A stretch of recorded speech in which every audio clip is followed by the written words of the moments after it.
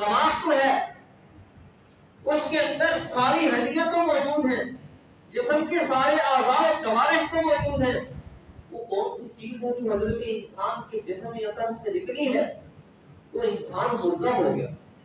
ہم نے کہا فلاں ابن فلاں مردہ ہو چکا، وہ میت ہو چکا، وہ کیوں مردہ ہو چکا، وہ کیوں ختم ہو چکا، اس کو ہم نے ڈیڈ باڈی کیوں کہنا شروع کیا؟ ایک چیز اس کے جسم سے نکلی اور وہ ہے روح۔ یہ روح، یہ انسانی جسم سے نکلنے کی دیر ہے، انسانی جسم لاوارث ہو جاتا، لوگ اس کو گھروں میں رکھنے کے لیے تیار نہیں۔ بیٹا ہے جس کے لیے ماں باپ فدا ہو رہے ہیں، لیکن اس وقت تک ڈاکٹروں نے اس پر اپنی تمام تر کوششیں انتہا کر دی اور آخر میں اعلان کر دیا اس کی جسم اور روح کا آپس میں تعلق ختم ہو گیا، اب دعا کریں، اب ہماری ذمہ داری ختم ہو رہی ہے۔ اور وہ والدین جو اپنا تن من دھن ساری چیزیں لگا کر اس کو بچانے کے چکر میں ہیں، لیکن جب جسم سے روح نکل گئی تو پھر کوئی آدمی اس کو گھر میں رکھنے کے لیے تیار ہے۔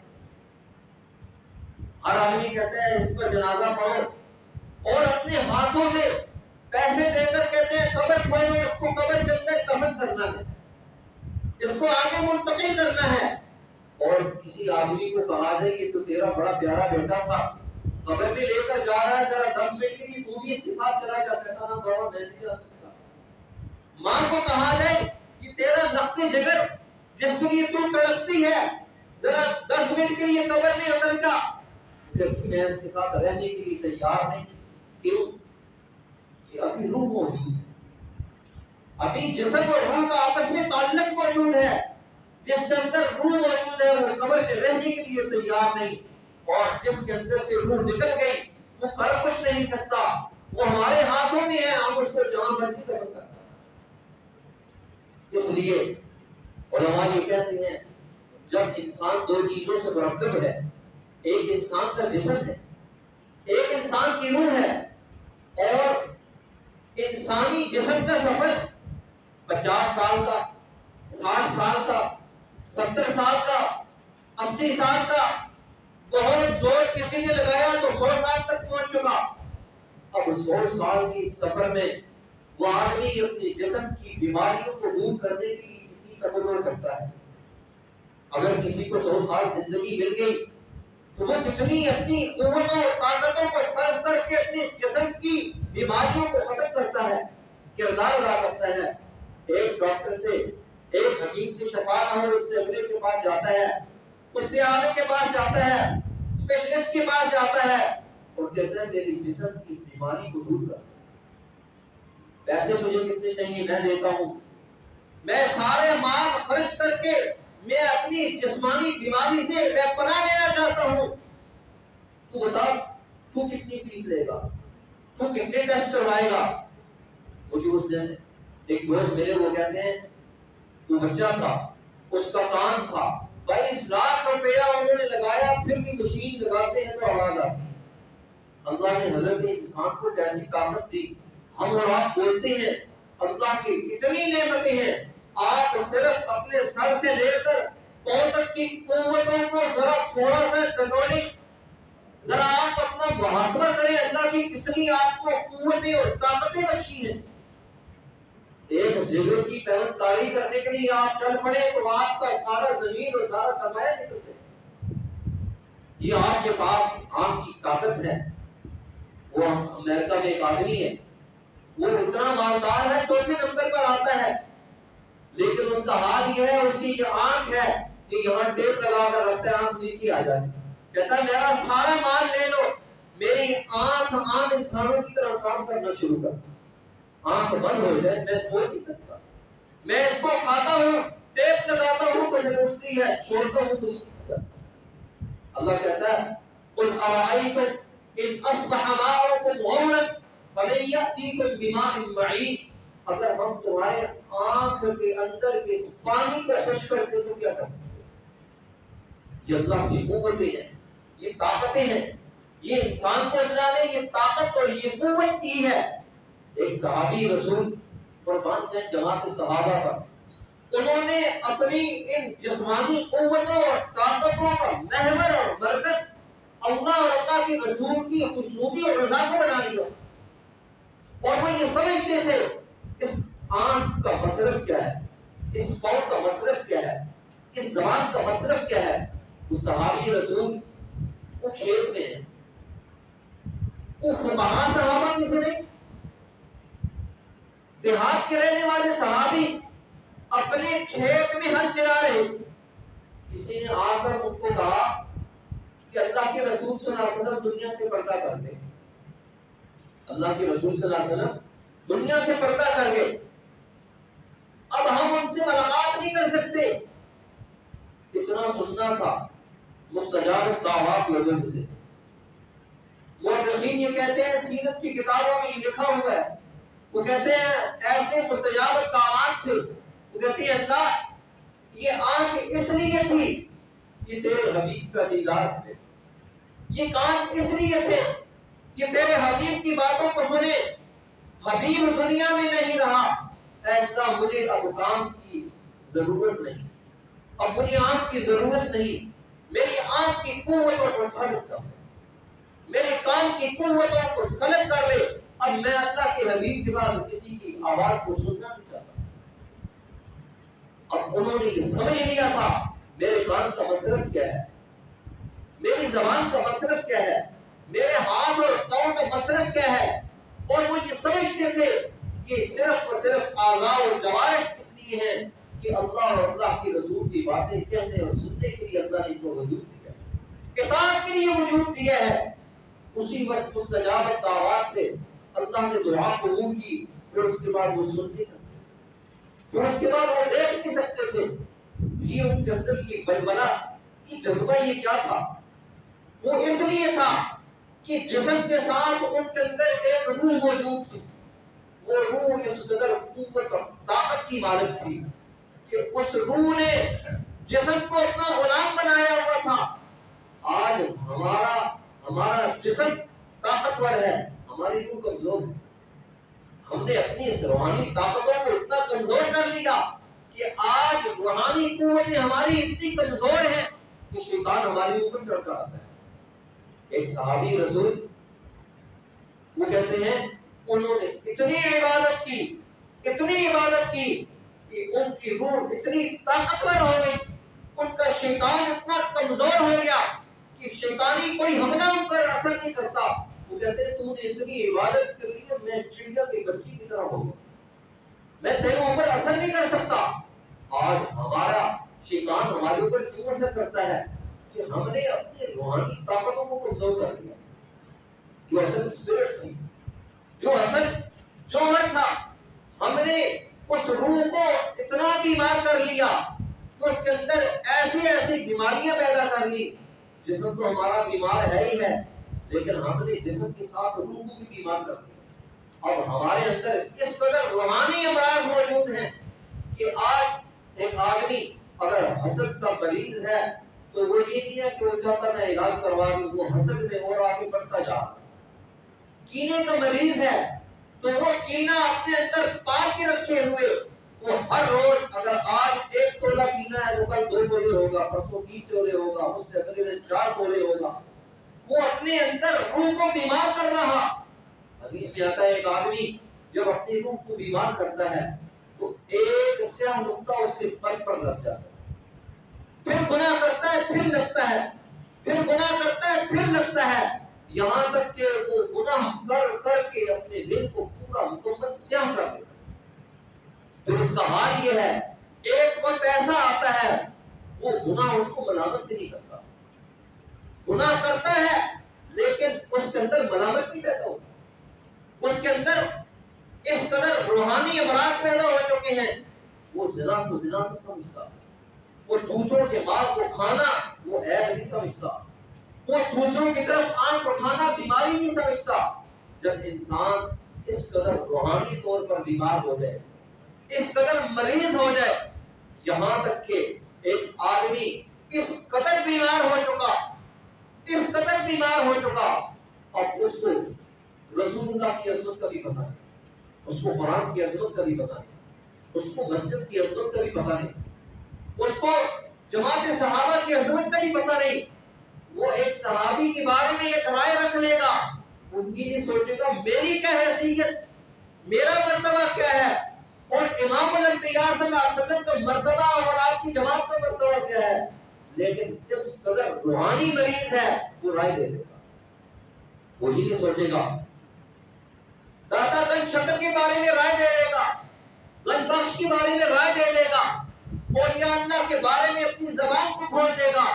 یہ نہیں سوچے گا میں کتنا مریض ہوں، میرے قلب کے اندر مرض ہے، وہ کینے کا مرض ہے، وہ کفر کا مرض ہے، وہ حسد کا مرض ہے، وہ اولیاء اللہ کی دشمنی کا مرض ہے، وہ جماعت صحابہ کی دشمنی کا مرض ہے، وہ امام الانبیاء صلی اللہ علیہ وسلم اور نیک لوگوں کی دشمنی کا مرض ہے. وہ اس مرض میں آگے بڑھتا چلا گیا. اور جب انسان اپنا علاج کرواتا ہے، اب دیکھیں جسم بیمار ہے، اعلیٰ سے اعلیٰ ڈاکٹر کے پاس جاتے ہیں، اسپیشلسٹ کے پاس جاتے ہیں، کہتے ہیں جی پورا بورڈ بٹھاؤ، پیسے جتنے چاہیے میں دیتا ہوں، میرے بیٹے کی زندگی بچنی چاہیے، ساری دنیا کے ڈاکٹروں کو اکٹھا کر لو. لیکن اگر روح بیمار ہے، کوئی آدمی متوجہ نہیں ہوتا کہ میری روح کی بیماری کا حل کیا ہوگا. میں اگر اسی طرح دنیا سے چلا گیا تو یہ تو سفر ہے 50 سال کا، 60 سال کا، 70 سال کا، ایک ایسا سفر ہے جو نہ ختم ہونے والا سفر ہے. آپ دیکھیں امام الانبیاء صلی اللہ علیہ وسلم کو اپنی قبر اطہر میں آرام فرماتے ہوئے 1400 سال گزر چکے. اگر ایک آدمی 1400 سال سے ابو جہل اس عذاب میں مبتلا ہے تو 1400 سال سے مبتلا ہے. لیکن اگر وہ اپنی روح کا علاج کروا لیتا حضرت بلال کی طرح، اور پھر اس قدر اس کو روحانی قوت اور طاقت نصیب ہو جاتی حضرت عمر کی طرح. وہ مسجد نبوی میں بیٹھے ہیں لیکن روحانی قوت اور طاقت اللہ نے ان کو اتنی نصیب فرمائی ہے، یہاں مسجد نبوی میں کھڑے ہو کر کہتے ہیں یا ساریت الجبل. کہاں ساریت الجبل؟ عراق میں پہاڑوں کے اندر اللہ نے ان کی آواز کو پہنچا دیا. یہ کیا قوت تھی، یہ کیا روحانی طاقت تھی کہ ان کا شیطان کمزور تھا، ان کے اندر روحانی قوت اور طاقتوں کا استحکام تھا کہ مدینہ الرسول میں کھڑے ہو کر آواز لگاتے ہیں اور ان کی آواز عراق تک پہنچتی. یہ کون سی قوت تھی، یہ کون سی طاقت تھی؟ امام الانبیاء صلی اللہ علیہ وسلم کی روحانی قوت اور طاقتوں کا یہ عالم تھا کہ ایک پتھر جو جہنم کی اتھا گہرائی میں جا کر گرتا ہے، 70 سال میں جا کر اس کا جہاں پر وہ گرتا ہے، امام الانبیاء صلی اللہ علیہ وسلم عرب کی زمین پر بیٹھ کر اس کی آواز کو سنتے ہیں. یہ کیا قوت تھی. ایک آواز آسمان پر ایک دروازہ کھلتا ہے، اس کی کھنکھناہٹ ہوتی ہے، امام الانبیاء زمین پر بیٹھ کر اس کی آواز کو سنتے ہیں. اللہ ان کی قوت اور طاقت نصیب فرمائی. وہ طاقت اور قوت اس لیے تھی کہ انہوں نے اپنی روح کو پاک اور صاف کر دیا. یا ایتھا النفس المطمئنہ، اپنے نفس کو اس قدر مطمئن کر لیا، اپنی روح کو اس قدر پاکیزہ کر لیا، اس کو مطہر مصفی مجلہ مزکی کر لیا. حضرت عمر کے بارے میں آتا ہے روحانی طاقت کا یہ عالم تھا، جس گلی سے عمر گزرتے شیطان وہاں چل گیا. اب یہ کیا طاقت تھی. آج ہم اس قدر روحانی طور پر کمزور ہیں، ہمارا دل نماز کی طرف ہی نہیں آتا، ہمارا دل قرآن مجید کی تلاوت کی طرف نہیں آتا، ہمارا دل درود شریف کے پڑھنے کی طرف نہیں آتا، ہمارا دل استغفار کی طرف نہیں آتا. ہم نیک کام سے پیچھے ہٹتے ہیں. جتنی چیزیں روح کو طاقت دیتی ہیں وہ اس کے لیے اکسیر کا درجہ رکھتی ہیں، آج ہم ان سے دور ہیں. آج ہم ان سے دور اس لیے دور ہیں کہ آج دنیا کے اندر شیطانی نیٹ ورکس موجود ہیں، اور شیطانی نیٹ ورک سے ہمیں اس قدر اپنے چنگل میں پھنسایا ہوا ہے. ایک نوجوان وہ ایسا موبائل کا مرید ہے کہ وہ اگر 3 گھنٹے بیٹھتا ہے، ایک ویڈیو ختم ہوتی ہے دوسری لگا لیتا ہے، دوسری ختم ہوتی ہے تیسری لگا لیتا ہے. شیطان اس پر اتنا حاوی. ومن يعش عن ذکر الرحمن نقيض له شیطانا فهو له قرین، شیطان اس کا دوست بن جاتا ہے۔ اللہ کے ذکر سے انسان جب دور ہوتا ہے شیطان اس کے اوپر حاوی ہو جاتا ہے، اس کا دوست بن جاتا ہے۔ اور قرآن مجید کہتا ہے وَإِنَّهُمْ لَيَصُدُّونَهُمْ عَنِ السَّبِيلِ وَيَحْسَبُونَ أَنَّهُمْ مُهْتَدُونَ، ایسا دوست بن جاتا ہے آدمی کام غلط کرتا ہے لیکن کہتا ہے اب میں صحیح ہدایت پر گیا، اب میں صحیح صراط مستقیم پر آیا ہوں۔ شیطان نے عرب والوں کو ایسا وسوسہ دیا، وہ اپنے کپڑے اتار کر طواف کیا کرتے تھے اور کہتے تھے اب ہم صحیح کام کریں۔ اس سے پوچھا یہ کیا کرتے ہو؟ اللہ کے گھر کا برہنہ طواف کرتے ہو؟ کہنے لگے ہمارا یہ جو کپڑا ہے یہ حرام کا ہے، اور اللہ کے گھر میں حرام کپڑے پہن کر جائیں۔ انہوں نے ننگا طواف کرنا شروع کر دیا، رات کو خواتین کرتی جن کو مرد کرتے۔ آج شیطان انسان کو ایسے ایسے وسوسے دیتا ہے، اور ایسے آج ہمارے یہاں بہت سارے لوگ ہیں سود کو جائز کرنے کے لیے مختلف قسم کی ہیلے اور بہانے تراشتے کہ کسی طرح یہ جائز ہو جائے، اور کہتے ہیں بسم اللہ اللہ اکبر پڑھ کر اگر آپ کتے پر چھری پھیر دیں تو وہ پاک ہو جائے گا، وہ حلال ہو جائے گا۔ خنزیر کو بسم اللہ اللہ اکبر پڑھ کر ذبح کرنے سے وہ حلال ہو جائے گا۔ آج ہم کہتے ہیں سود کو کسی طرح حلال کیا جائے، اور یہ فلاں مفتی صاحب نے فتویٰ دیا۔ اللہ کے بندے مفتی صاحب کا تو قد بہت اونچا ہے، لیکن حجت تو قرآن ہے، حجت تو حضور ہے، حجت تو جماعت صحابہ ہے۔ ہمارے بزرگوں میں سے ایک دفعہ ایک مکالمہ ہوا، پوری دنیا کے فلاسفر اور بڑے بڑے لوگ اکٹھے ہوئے اور سود کے جواز پر وہاں پر دلائل دینے شروع کیے۔ اسی مجلس میں علامہ اقبال بھی تھے، اور اسی مجلس میں حضرت احمد شاہ کشمیری رحمۃ اللہ علیہ تھے۔ تو ان کو کھڑا کیا، کہنے لگے حضرت آپ بھی فرمائیں۔ تو حضرت نے فرمایا بھائی جس نے جہنم میں جانا ہے خود جائے، ہمارے بندوں پر کون رکھ کر کیوں جائے؟ ایک قطرہ ہے وہ بھی اتنا ہی حرام ہے، ایک ڈرم ہے وہ بھی اتنا ہی حرام ہے۔ آج شیطان نے ہمیں مختلف قسم کے وسوسے دینے شروع کیے۔ یہ کیوں ہے کہ آج ہم روحانی مریض ہیں۔ جب آدمی روحانی مریض ہوتا ہے پھر وہ ہر ناجائز کام کو جائز کرنے کی دلیل دیتا ہے، یہ نہیں کہتا ہے کہ یہ کام ناجائز ہے میں اس کو نہ کروں، یہ غیر شرعی ہے میں اس کو نہ کروں۔ اب اگر طلاق دے دی ہے، اب طلاق ہو چکی، اب اس کے بعد وہ ایک پھڑکا لے کر گھومتا ہے کہ کوئی مولوی ایسا ہو جو میری بیوی کو جائز کر دے۔ تو کہتا ہے اچھا 15,000 دے میں جائز کر دیتا ہوں، کہتا ہے 20,000 دے میں جائز کر دیتا ہوں۔ اب یہ نہیں سوچتا اللہ کے حبیب نے یہ کہہ دیا کام ختم ہو چکا، اب ہم اس ناجائز کام کو جائز کرنے کے لیے ترتیب سوچتے ہیں، قوانین بناتے ہیں، ہیلے اور بہانے کرتے ہیں کہ کسی طرح یہ کام ٹھیک ہو جائے۔ جب آپ نے کام کو ختم کر دیا پھر آپ کی روح اس قدر بیمار ہے، روح کا علاج کروانے کے بجائے آج ہم شریعت کو اپنی ترتیب میں لانے کی کوشش کرتے ہیں۔ اب ایک آدمی کا سر اتنا ہے، اس کو چاہیے وہ ٹوپی سر کے مطابق بنائے، اور کہتے ہیں کہ سر کو ہم نے درست کرنا ہے۔ سر کو درست کرو گے، شریعت کو درست کرنا شروع کر دو گے، کام ختم ہو جائے گا۔ شریعت کو اپنی مرضی کے مطابق ڈھالنے کے بجائے شریعت کے مطابق ڈھالنا شروع ہوگا۔ صحابہ نے شریعت کے مطابق ڈھلنا سیکھ لیا تھا، اللہ نے بیر و بر ان کے تابع کر دیے، شیر کی بات مانتا تھا۔ ایک دفعہ زلزلہ آیا، حضرت عمر کے پاس درہ تھا، پہاڑ پر کھڑے تھے، وہی کھڑے ہو کر پہاڑ پر درہ مارا، ٹھہر جاتے ہیں اوپر ادب کی ہوتا وہ کیوں کا اٹھتا ہے؟ پہاڑ پر زلزلہ ختم ہو گیا۔ یہ روحانی قوت اور طاقت تھی، اور روحانی قوت اور طاقت وہ انسان کو کب ملتی ہے؟ آخری بات کرتا ہوں پھر ختم کرتا ہوں، بڑی توجہ کی بات ہے۔ آپ کی روح طاقتور ہو جائے، آپ کے اندر روحانی قوتوں کا تصرف پیدا ہو جائے، وہ صرف ایک کام ہے، اور وہ ہے اتباع شریعت۔ حضور کی زندگی کو اپنی زندگی کا حصہ بنا لے، خدا کی قسم آپ کو اتنی قوت اور طاقت نصیب ہوگی، شیطان آپ سے دور بھاگے گا۔